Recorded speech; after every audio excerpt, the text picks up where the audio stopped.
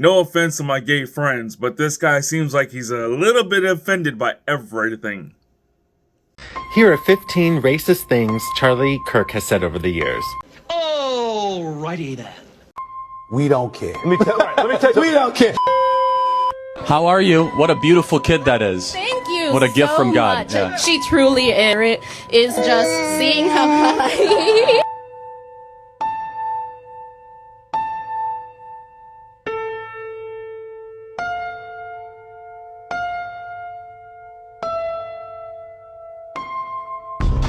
So for people who want to call Charlie a racist, kiss my black ass. Excuse my language. Charlie Kirk is not a racist. I love this guy. I'll tell you. A lot of them never imagined going to the White House, and Charlie helped hundreds of young black boys and girls go to the White House. Charlie, thank you for that. Thank you, Charlie. Thank you, man. How do you feel about people that are celebrating Charlie Kirk's death on social media? It's very low class. Even in private, if you're celebrating another person's death, it's not like he was a hateful guy. If you look at Charlie Kirk, he's like a lovable guy. He just don't take the bullshit. He likes to fight against lies, and he tells the truth. People that's doing that, they really need to be ashamed of themselves. It's not like we're talking about Hitler or something like that. We're talking about an everyday citizen, a father, a husband. He lived a good life. He wasn't a bad person. He wasn't a criminal. So if you're celebrating his death, man, that says a lot about you. You need to check your insides. Was Charlie a savant? Yes. Was he a genius? Absolutely. Was he a revolutionary? 1,000,000%. But Charlie Kirk was a man of faith. And what most people don't realize is before he stepped behind any microphone or in front of any camera, he prayed and he dedicated, Lord, let the words that we speak be the words that you want us to speak, to be the words that people need to hear. You support a shooter? Yep, sure do. Freedom. You support Charlie Kirk's shooter? Sure do. He does all a favor. Would you shoot somebody like Charlie Kirk? I would have killed him myself. You would have killed him yourself? Okay. Do you have a job here in Seattle? Nope. I take that for a look. A few moments later. Oh, so you Trump supporters want to call my mom and threaten to kill my mom? Oh, yeah. That's why I called the police on you. And I'm reporting you for doxing and harassment. You're going to fucking prison, buddy. That's a federal charge. You're really going to call my mom and threaten her on the phone? Yep. Okay, I didn't want to bring the police in this because I hate the police, but now I'm going to. I have all the receipts. You're fucked. You are fucked. They can trace your phone calls. You called my mom and said you're going to kill her? Okay, wait till I get home. I dare you, double dog dare you, to show up to my house. I will kill you my fucking self. Don't ever threaten my mom out like that, bitch. Fuck you, Trump supporters. You guys are pussies. You guys are gonna dox my mom? Oh, you got me fucked up now. I'm pissed. Oh, you thought I was being nice now. I'm about to fly around and fuck you guys up. Oh. He had it coming. He had it coming. He only had himself to blame. A few moments later. I just had to block all of my friends because they just have such different political beliefs from me, and I thought that we were the type of friends who would live together someday after college and like stay in touch no matter what, and I thought these were the people that I would spend my life with and grow old next to. These were the people who saved my life on multiple different occasions, and I just don't know if I can continue being friends with them because of this. I just don't know. I dropped out of school for these people. I started homeschooling because of these people. And I don't know what I'm going to do because we go to such a small school together. And I don't know how I'm going to be able to face them. These people are my whole life. I don't know how I'm going to be able to avoid them.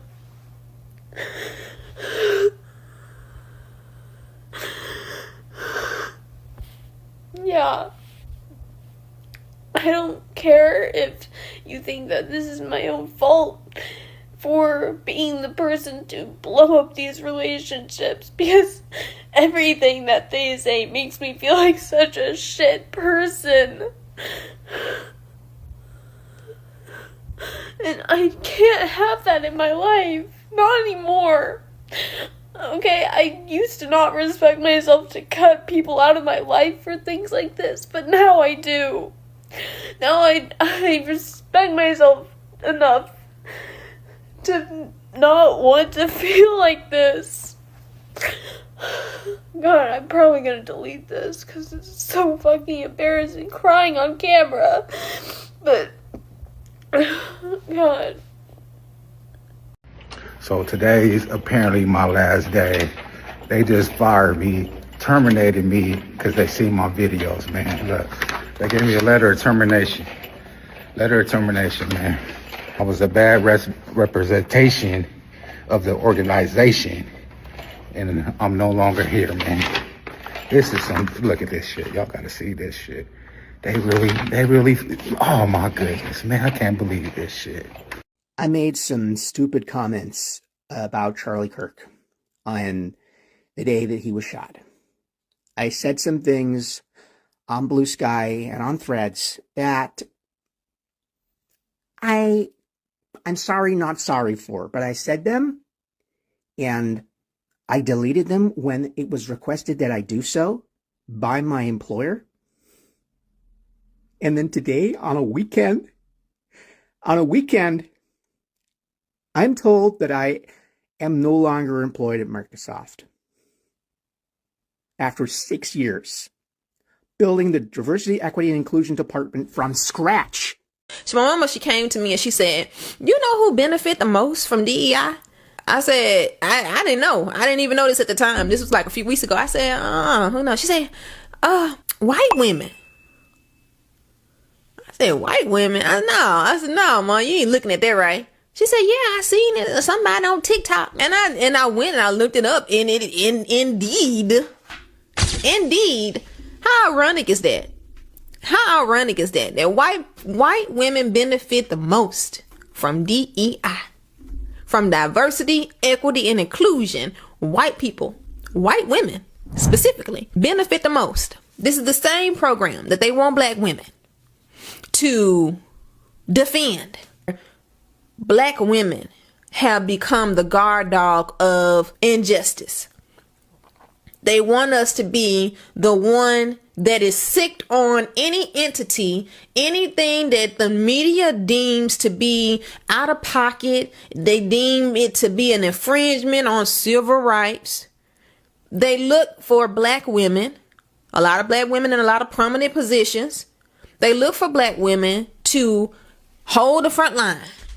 We should be tired of holding the front line for America. We really should be, but we not. This is why the Jasmine Crockett's and these people who they come out of nowhere and they just become the face and the forefront of certain things, and you start to see them everywhere because they're not afraid. We, as black women in general, we're not afraid to speak our mind.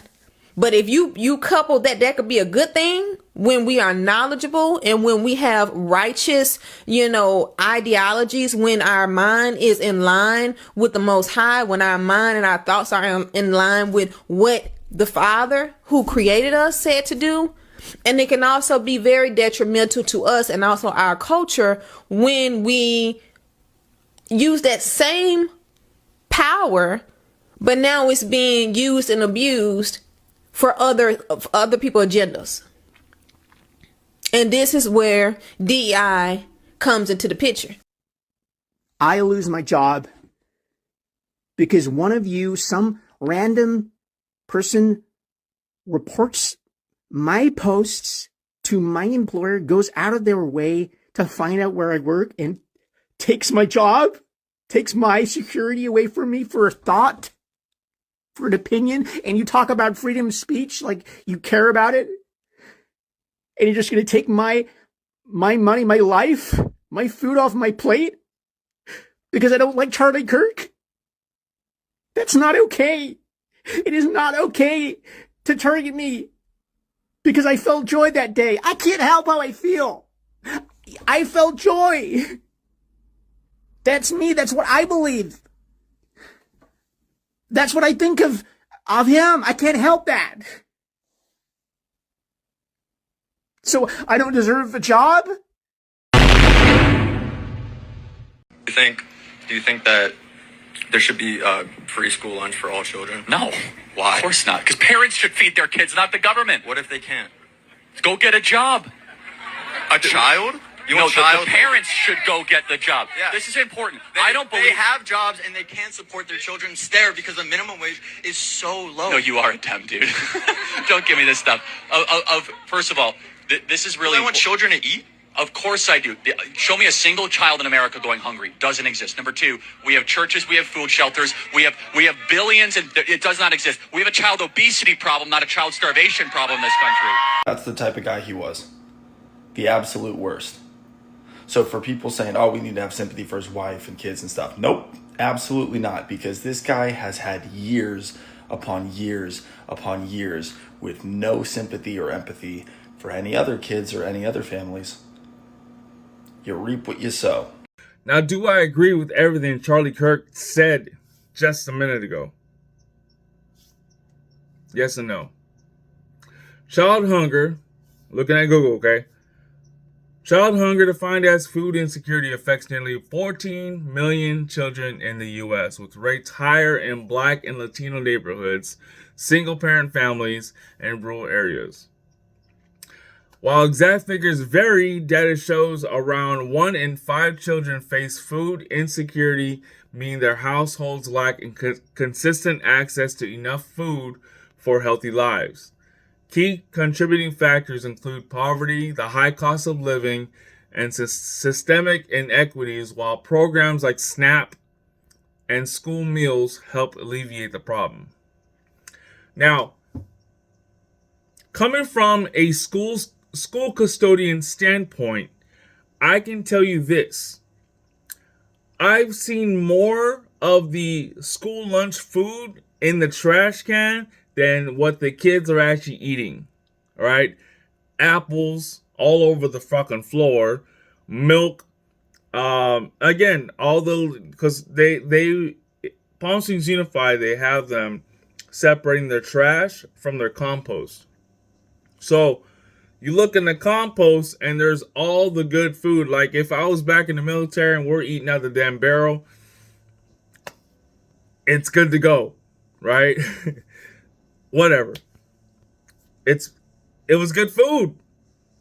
And it all went down into the compost. These kids are not eating the school lunches, okay? These kids are wasting it.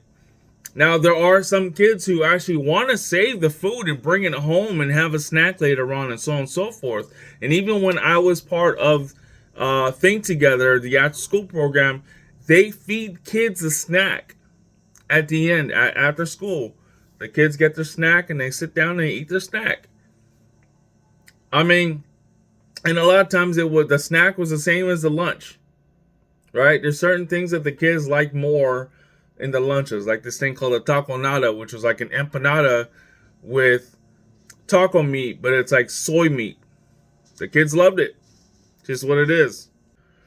Causes of child hunger: poverty. Children in low-income households are disproportionately affected. Cost of living. Rising costs for housing, childcare, and healthcare force families to make difficult choices, often by cutting back on food.